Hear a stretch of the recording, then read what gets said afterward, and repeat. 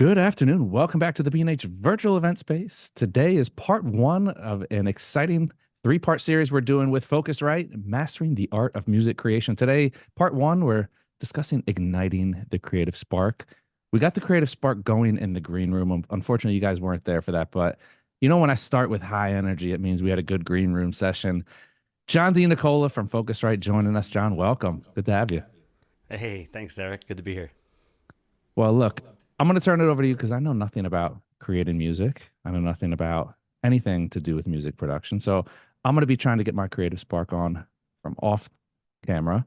And if you guys do have any questions on anything, feel free to get them in. For those of you joining us on YouTube, Vimeo, you can drop it right in the comments section. If you do not know about our YouTube page, that is where we archive all of our live content. So go over to YouTube, check out B&H Event Space on there. John, I'm going to turn it over to you, and I'll see you in a bit for some Q&A. All right, sounds good. Thanks a lot.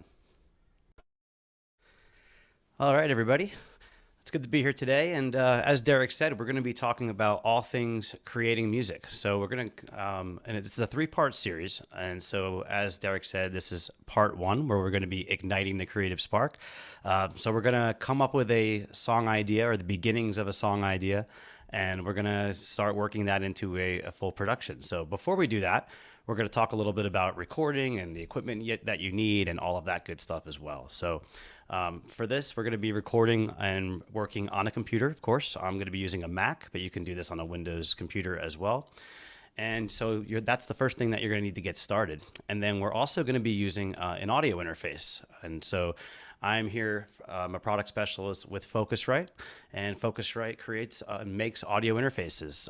Everything from our Scarlett line, which starts around $100, $150, all the way up to our professional Red series of interfaces, which are in studios and live and found in studios and live performances around the world. And so we're going to be using our Focusrite Scarlett interface and a computer and some of the software that's included to go ahead and start creating a song from scratch. So in this first part, we'll open up the software. We'll see how to get started. And next part and next week, we're going to get into kind of mixing the track and arranging it. And then in the final session, in a couple of weeks from now, we'll talk about mastering the final product and how we can get that distributed on the streaming services and things like that.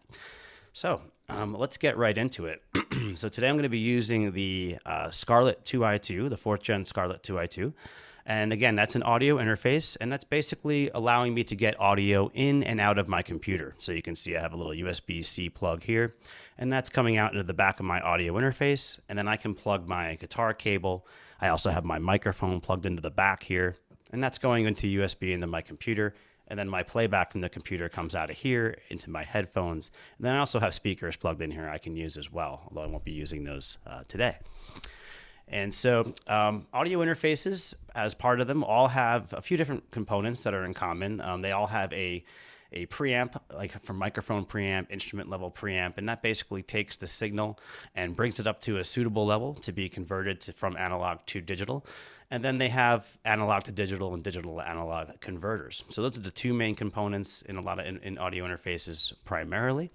And then you'll find, differences between them are going to be, some of them have different extra features as well. So, looking at the Scarlett 2i2, for example, I have some fun features like auto gain and clip safe. We'll show you how those work a little bit later. We have an air mode on here that kind of changes the sound of the input. And we'll talk about how the benefits of all that a little bit later. Again, the interface also is going to allow us not only to record, but also to get high quality playback as well. So let's just get right into it. We're going to be working in Pro Tools today. And so I'm going to go ahead and share my screen. There we go.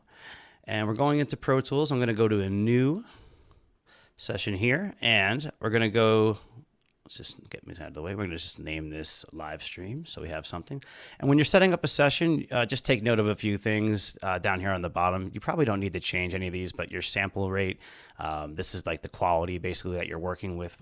44.1 or 48K is perfectly fine. That's going to be the quality you're typically using for streaming and things like that.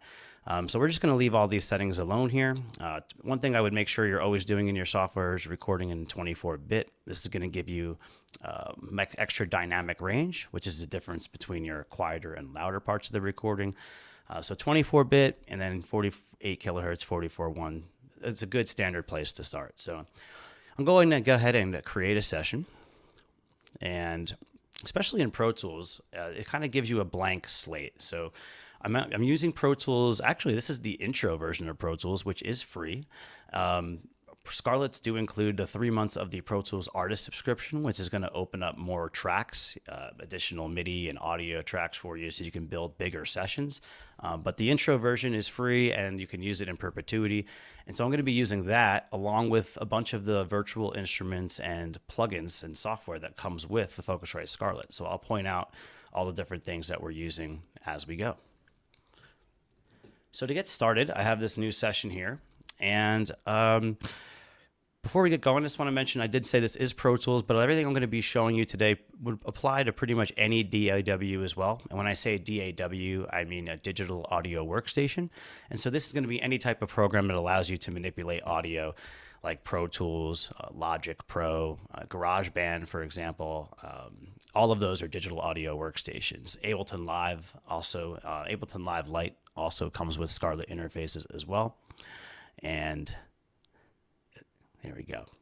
So all DAWs basically are going to have the same level of audio quality. And so when you're choosing one, it's really going to be about the workflow that works for you. So, you know, kind of what brings out the best in you as a producer or engineer or musician. And so that being said, let's get into setting up a session here. So now that we're here in Pro Tools, before we get started, the last thing we just want to mention is that we want to make sure we're utilizing the audio interface for our audio. So we don't want to be playing audio and recording through our laptop speakers. So we're going to go to the setup menu, and in Pro Tools, we're going to go to playback engine, but you'll find this in the preferences of most DAWs. And we're going to just make sure that we have our Scarlett selected. So you don't want to be using your internal microphone or speakers or anything like that. And so, yeah, just make sure you have that set up, which we already do. And then we're good to go. Any audio will be coming to and from our Scarlett interface. So now we can get started. So the first thing I'm going to do is I want to add a click track so that I have something to play to. And so that's just going to be a metronome. And I'm going to go to track and create click track.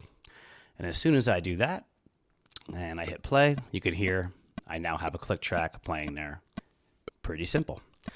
So that's a 120 BPM tempo. I would like my tempo to be a little bit faster than that. So I'm going to go to the tempo area here, and I'm just going to punch in 132. That's the tempo I was working with a little bit earlier for this track. And so that's what I'm going to go with. So now that I've changed that, you can hear our tempos counting off a little bit faster there. Great.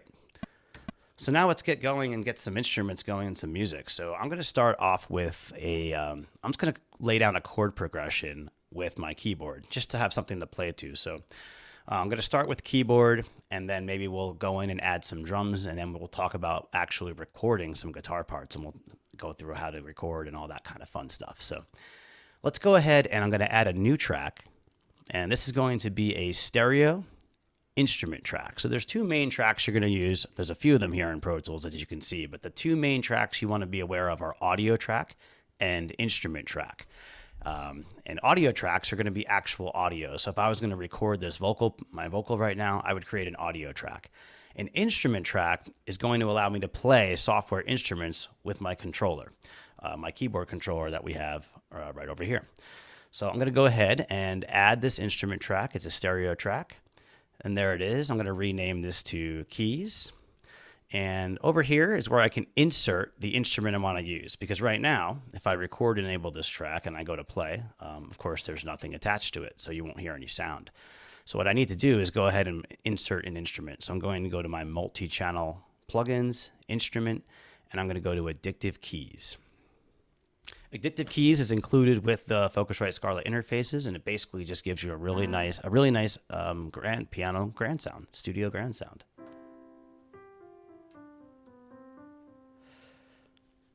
And so that's so a lot of DAWs will include a grand piano sound of some kind as well, but it's this Addictive Keys is a really nice professional sounding instrument for your tracks. So we're going to start with this, and we'll just work out a little chord progression. So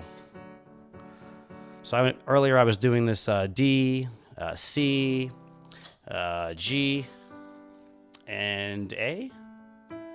So I'm going to lay down those chords with the metronome playing. So let's go ahead. You can see my keyboard action here. I already have this track record armed. So that's another thing when you're getting ready to record. If I don't click this little R button here and I try to hit record and play, I don't have any tracks enabled, so I won't be able to record anything. So I can fix that by going over to my keys, engaging that, and then now that that track is here, I can hear the keys and I can go ahead and record. So let's go ahead and try to lay down some chords here. So I have that record armed. I can go up here and hit record on the transport, which is being covered up right now. I can do that from my mouse, but I'm going to use the keyboard since I'm already using the keyboard controller. So here we go, record. And then when I hit play, it'll count me off.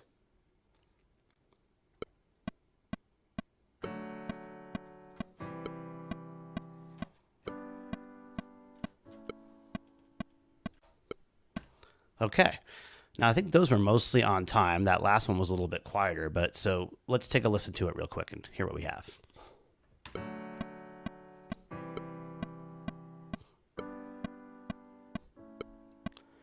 Okay, that's actually pretty good. So I'm going to just zoom in a little bit here, and I can edit this MIDI information, these notes, by double-clicking, and it brings up the Pro Tools MIDI editor here. Now, I didn't explain earlier, but MIDI is basically MIDI notes for our purposes is data that tells the instruments, the virtual instruments, what notes to play. So you can see I have my 3 notes in my D chord right here. And everything I played gets recorded as this MIDI file. What's nice about MIDI is that it's super easy to manipulate. So I have all these automatically highlighted right now, and I'm going to control click or right click and go to my event operations and go to the quantize menu. What quantize is going to allow me to do is, you can see on the grid here that I'm slightly off where I was playing the notes. And so quantize is going to allow me to just snap everything right to the grid, so it's a little bit tighter. Now there's a bunch of different settings here for quantize. You basically can choose, what the sensitivity of the quantization is, and if you wanted to add a little bit more human feel to it with swing and things like that. These are pretty simple chords. I shouldn't need to do any of that. I'm just going to hit apply. And you can see that my notes shifted, and if I hit play, we're going to be right on with that click track.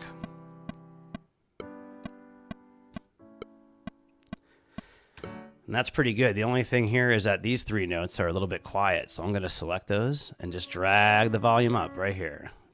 So Pro Tools makes it very easy to go ahead and kind of tweak your MIDI notes once you've recorded them.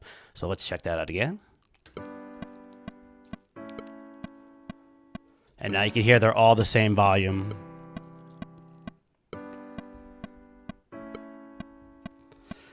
All right, so now we have a basically a 2-bar chord progression there to start off with. And I know that I'm not a big fan of listening to a click track. So the next thing I'm going to do is go ahead and grab some real drums that we can put in here. And then we'll start to layer some guitars on top of it and start making this feel like a real song. And so I'm going to go ahead and turn the metronome off over here in the top right corner. And then I'm going to insert another track, a new stereo instrument that we're going to use for addictive drums. So we'll call this drums. And we're going to have to go ahead and insert addictive drums here. So we're going to go to instrument and addictive drums. Now, from here, addictive drums is a virtual instrument, just like the addictive keys, that has a lot of great drum sounds in it. So the version that is included with the Scarletts, with the Hitmaker expansion, is our Studio Rock kit. And so right now is playing my keyboard because that's what was enabled. So what I'm going to do is, actually I'll do it from the keyboard this time. I'm going to go ahead and enable the keyboard track and enable the drum track. And now I could play drums from the keyboard, but I'm not going to do that. I'm not a very good finger drummer with the pads, but you could do that. What I'm going to do instead is Addictive Drums has a lot of great MIDI clips that are available here that you can choose from. So just different beats. So if I can try out this one, for example, all different styles. That's a rock beat there, a jazz beat, some hip hop tracks. So you could pick the beat that you want, and then you can go through and change the kit if you wanted to, change the snare drum, for example. So you can kind of customize it from there. So yeah, I'm going to use one of these beats. Oh, there we go. And the one I earlier chose was one of these American rock beats. Let's see, number 11, I believe. So let's go ahead and take this one. Yeah, there we go. So that's a nice open hi-hat sound, so we can use that for a chorus. The other one that they give us with a similar is a closed hi-hat, so maybe we'll use that for a verse later on. Let's start off with this hi-hat open, and we'll drag this in here and see how that fits with our chords.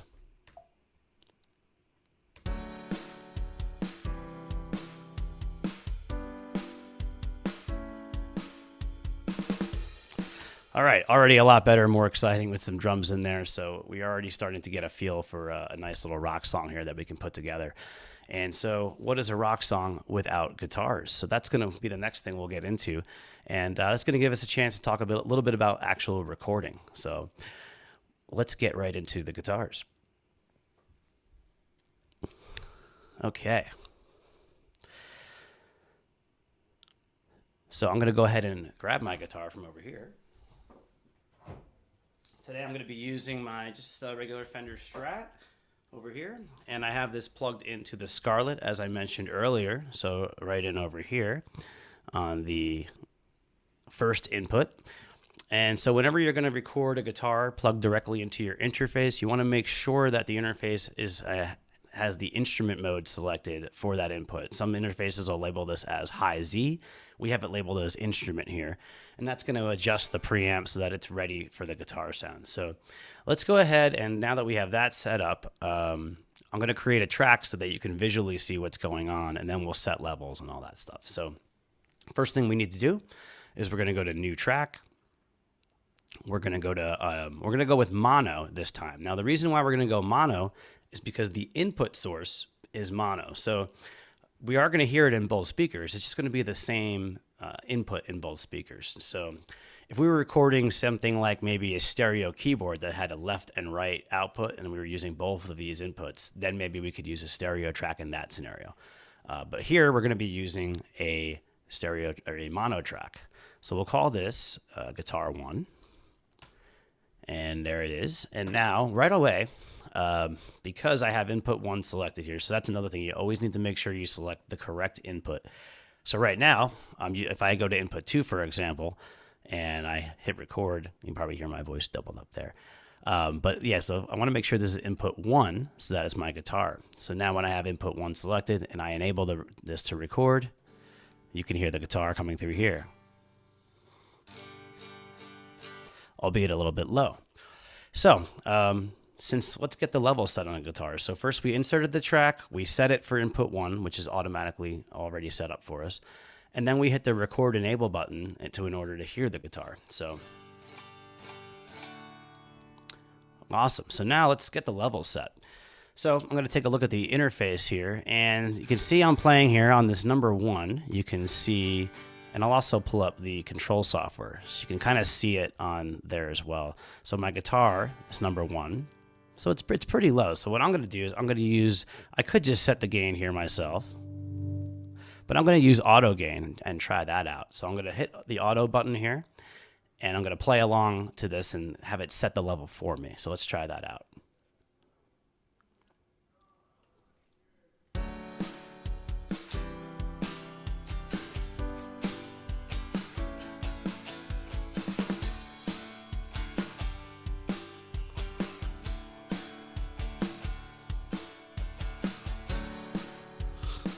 Okay, so it just gave us a little bit of extra level there. So let's hear that.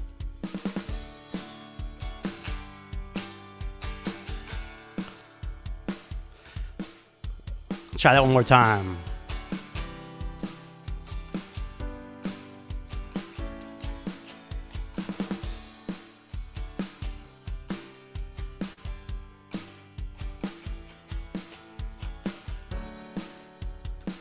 Okay, so auto gain went ahead and set my level kind of on the lower side, and that's because it wants to give you a lot of headroom. So when you're recording, a lot of people think that when you're first starting out, that you need to be peaking really close to 0, kind of like my microphone is right now. And that's not necessarily the case, and that's because of that 24-bit recording I mentioned earlier. So there's a lot of, basically you have a lot of headroom in 24-bit recording, and so you can basically look to peak around -12 or around -18 or so. And that's exactly where the auto gain is setting us. You see if I play a little bit here, we're kind of right in that wheelhouse, which is the level that the plugins that we're going to be using downstream are expecting. So that's what we want. Now my microphone is turned up a little bit louder so that you can hear it on the live stream. So that's why we're peaking a little bit higher there. But this is a perfect level for guitar. So now we're pretty much ready to record, but this sound that we have here, it's a really nice clean sound, but it's a little bit dull. You know, this might work for some things, maybe a nice smooth R&B song or something like that. But for the most part, you're going to want a little bit more gain on that. So what we're going to use is a guitar amp simulator plugin. And what that does is it kind of emulates all the different aspects of a guitar amp that you're not getting because we're plugging directly into an interface. Specifically, the sound of the guitar actually going through a speaker. And so the plugin is going to emulate that and make the guitar sound a lot more natural. So the plugin we're going to use for that today is the Marshall Silver Jubilee plugin from Softtube. And it's under their harmonic menu here in Pro Tools. Now there's giving me a choice here, mono or mono 2 stereo. So some plugins like amp modelers and such allow you to take a mono signal that's just, you know, one single track, and it can turn it into a stereo signal because the amp plugin itself has, you know, reverb and effects and things like that. So it's going to give you a much wider sound. I would generally recommend doing that. So let's try that out. So now we have the guitar amp plugged in here, and we have a little bit more gain happening, and let's just hear it.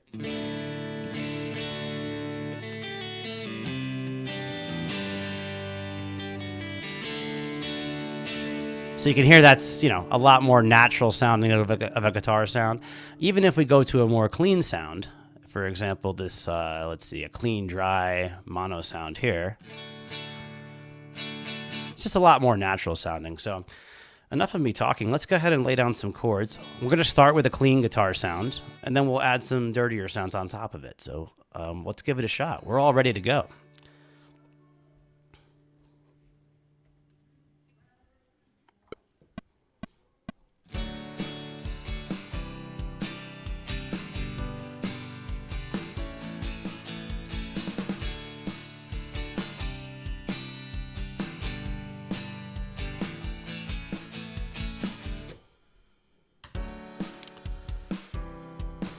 All right. So in order to hear that, we're just going to turn the record arm off and play it back.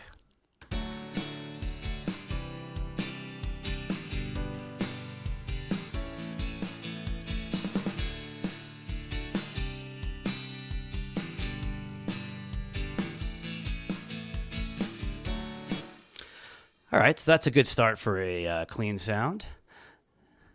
And let's see here. Now I'm going to take this piano keyboard sound and actually just click in Option and drag it over so we have the keys on both bars there. And okay, and then the next thing we'll do is we'll get another guitar track and we'll add a little bit of dirty sound on top to make it a little bit more of a wider sound. So I'm going to go to Track, New. We'll go to Mono again, Audio. We'll just say Guitar 2. So we have Guitar 2. We're going to insert our Softtube plugin. Okay. And we'll hit record. Oh. Now, in that case, I had the wrong input selected, so it was trying to put my voice through the guitar amp. Not ideal. So remember to always pick select the proper input there. And so now I can enable this track and... All right, so we'll go this more distorted sound here. I'm also going to change the pickup on my guitar to the bridge pickup.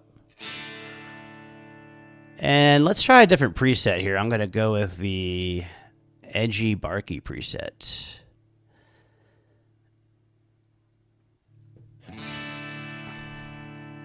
And I'll turn this down a little bit for the recording part, and let's give it a try.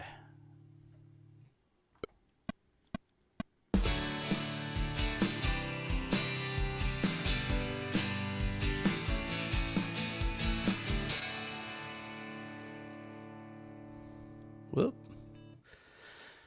Let's go back and do that from the beginning of the track. I'm going to hit enter there and try again.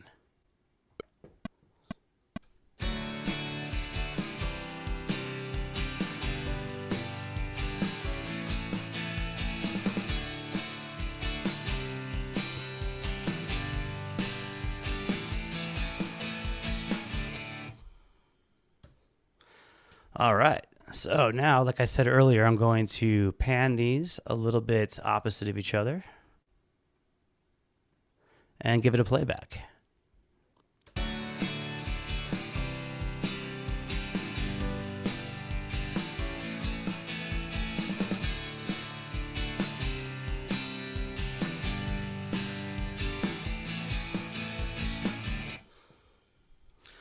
All right, so we got the two parts laid down right there. And let's take a look here. We got so we got our two guitar parts here. We have a nice a keyboard part here with the chords. Let's bring that in here.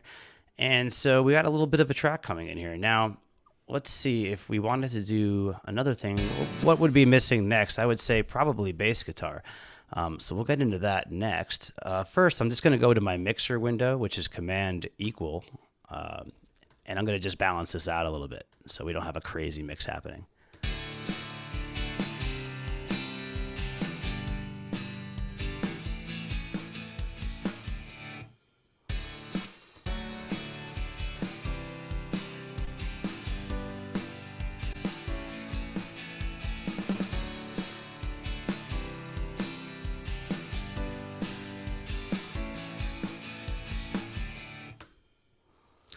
All right, cool. So that's a pretty good start for now. And of course, we can go ahead and add more things on top of that. In fact, let's go ahead and before we do a bass sound, I'm going to add a let's grab that acoustic guitar behind me, and we'll add that in too. Why not? So let's go ahead and grab that.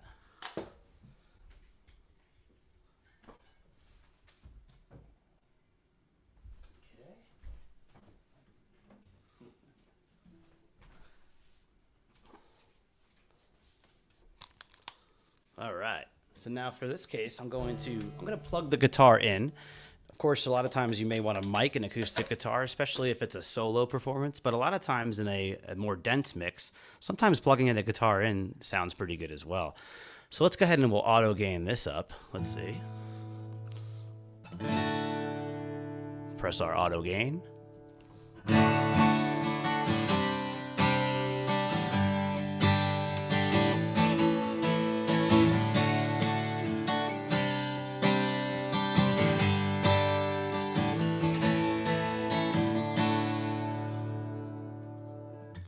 All right, you can see it brought us our gain up a little bit louder there. So let's go ahead and create a track for this guitar. We're going to make a mono track, call it acoustic.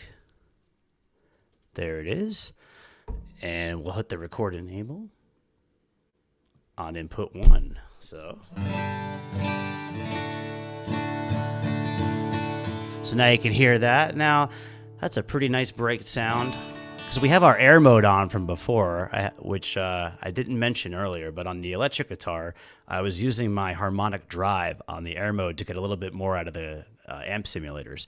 But that's a little bit crispy and bright for this acoustic, so I'm going to go ahead and turn that off for now. And maybe just use our regular air mode, which gives a nice little presence boost, but without the harmonic drive. And yeah, let's go ahead and add that in, see how it sounds.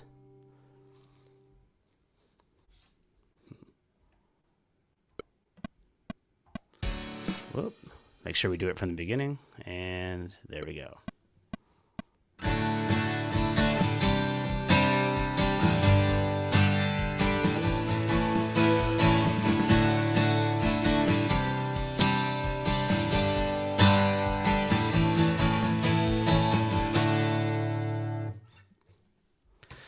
All right, let's give that a listen here.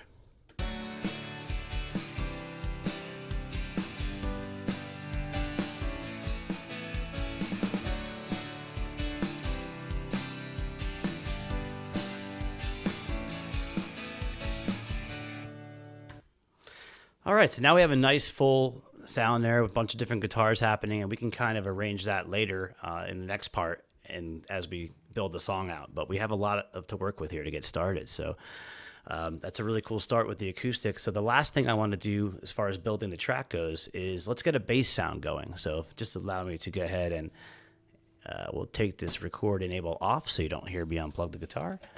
And it's going to put this back real quick.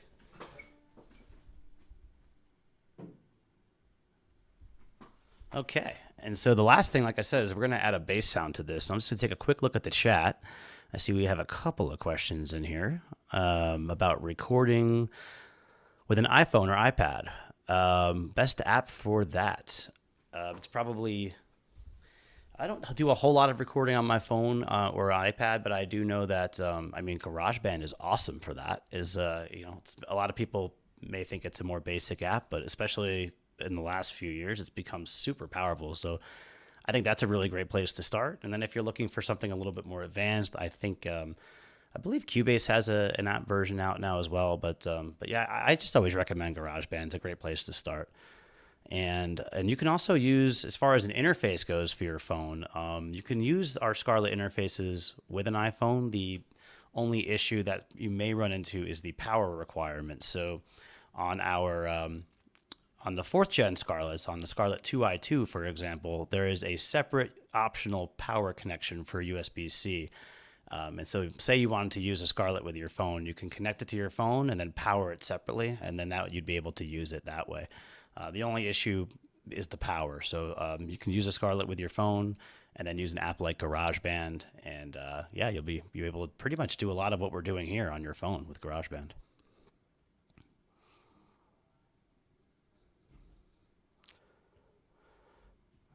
Okay, recording from the computer into the Focusrite, and then again the phone. Yeah, so I think if you can clarify that a little bit further, or if you have any further questions, I'll be happy to talk about it a little bit more, maybe towards the end. So for now, let's get right back into finishing up laying down the foundations of this track. So we're going to go ahead and add one more instrument track for our bass guitar sound. So we'll go to New. We'll go to a stereo track. We want an instrument track this time, and we're going to call it bass. Now, I have a couple options here as far as how to get a bass guitar sound. So very similar to my piano and the piano and the drums, we need some kind of instrument. Otherwise, my keyboard's not going to make any noise.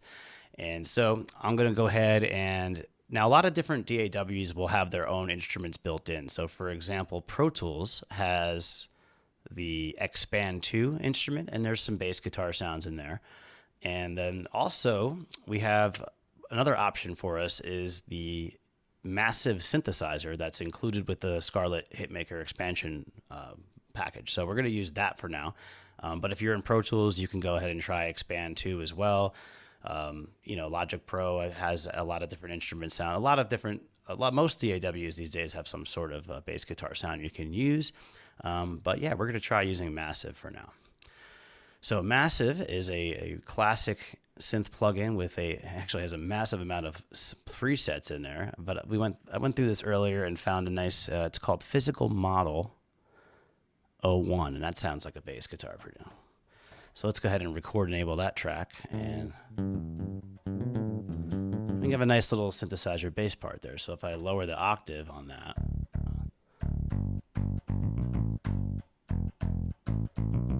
pretty decent bass sound. So we'll stick with that, and let's go ahead and see what we can come up with for a bass part on this track. So here's our keyboard again. Whoop. Here it is. There we go. All right. All right, let's give it a shot.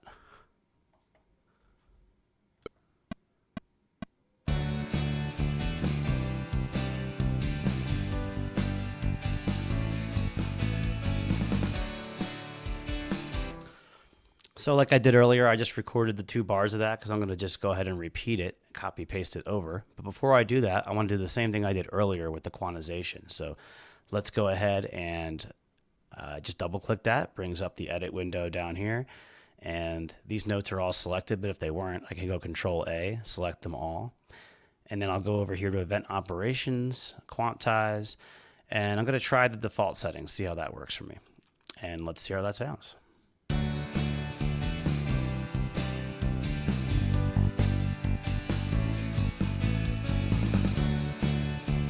Yeah, I think that's pretty good.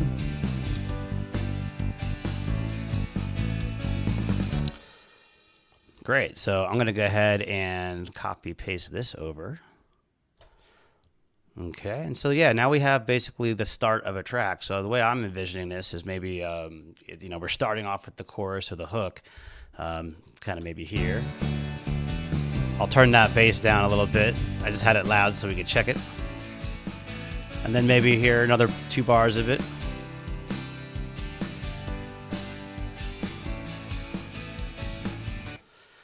And then that would kind of go into a verse part, I feel like, from there. So I'm going to trim all this up kind of right to here.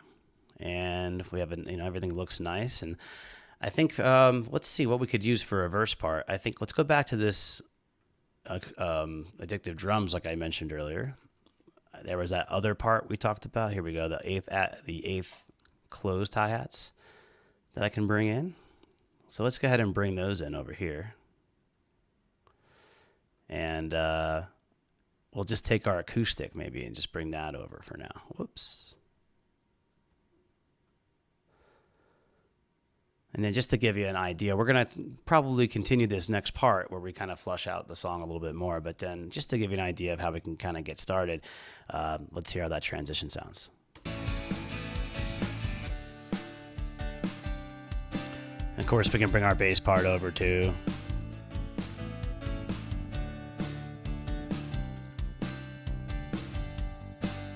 Now, keys would probably be good there, right? Let's check that out. So yeah, now we have a nice little beginning of a track here. We can start off with our hook.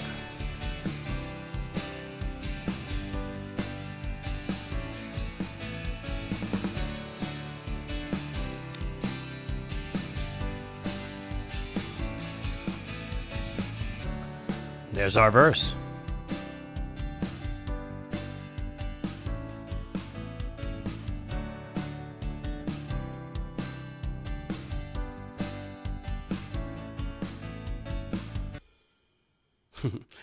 And yeah, I think that's probably a pretty decent place to kind of take a pause and maybe answer any questions if anyone has any about anything we've done so far, recording guitars, just setting up a recording session in general, maybe some of the instruments that we're using. Happy to talk about any of those things for sure. And like I said, we're in the following parts to come, we're going to be flushing this out a little bit more. We'll work on some vocal parts. We'll probably bring in some vocal samples from Splice. Maybe I'll record a vocal sample or two for us to mess with.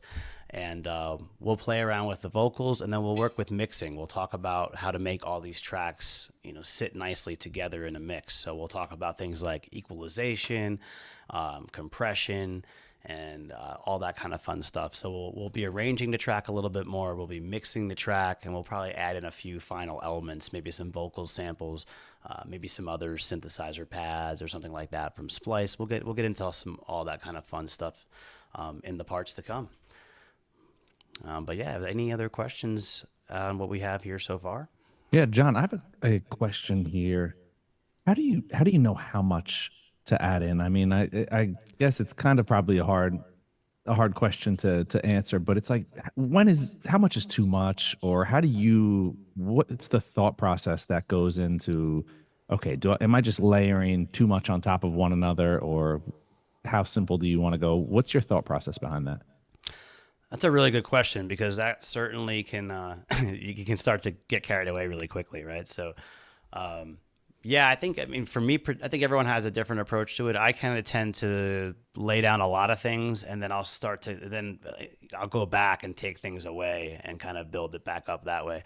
But yeah, it's definitely important. And that's kind of the whole arranging aspect that I want to talk about a little bit more next week as well. But definitely this week, as far as, you don't want to have, I mean, like right now, it's kind of like everything is kind of hitting you on this track in the beginning, and that's not always ideal, right? So we'll probably try to spread some of these elements out as we arrange the track. So, like for example, we probably don't need this keyboard maybe here. Maybe we just want the keys to be in the verse, or maybe I don't want an acoustic to be in the chorus and I just want it in the verse. So a lot of times I'll layer a bunch of stuff in there.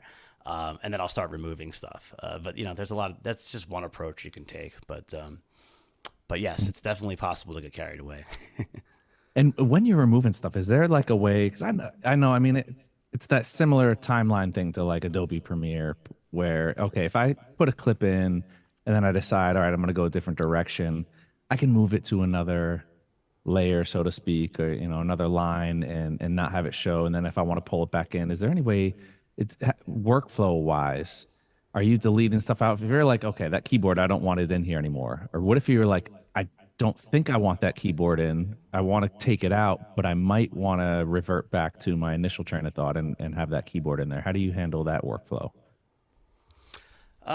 Typically, there's different things you can do. You can hide. Yeah, I will be honest. Pro Tools isn't my like number one DAW of choice. So this is a great. You're actually bringing up something that's a workflow thing. So this is where DAWs really kind of are a little bit different, right? So they all have different ways of kind of dealing with this. I know in Logic that I use a little bit more, you can like hide different folders, but a lot of times for something when I'm just being creative like this, I'm pretty rudimentary about it. Like I'll just create another track and maybe just hide this one up here and mute it. I'm not afraid to kind of just delete stuff and it's a little bit messy, but yeah, that's just kind of how I do it. I'll create like a lot of like for vocals, for example, I'll usually have a bunch of different vocal tracks and maybe only one of them's active, but I'm pulling things in and out. I know Pro Tools also allows you to do what's called playlists, within a certain track.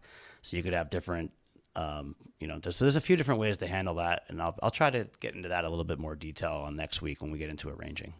Okay. And it looks like we hit a chord there with Pinnell joining us from Vimeo asking, do you feel like Pro Tools is more user friendly than other DAWs? Pros and cons of Pro Tools, what are they?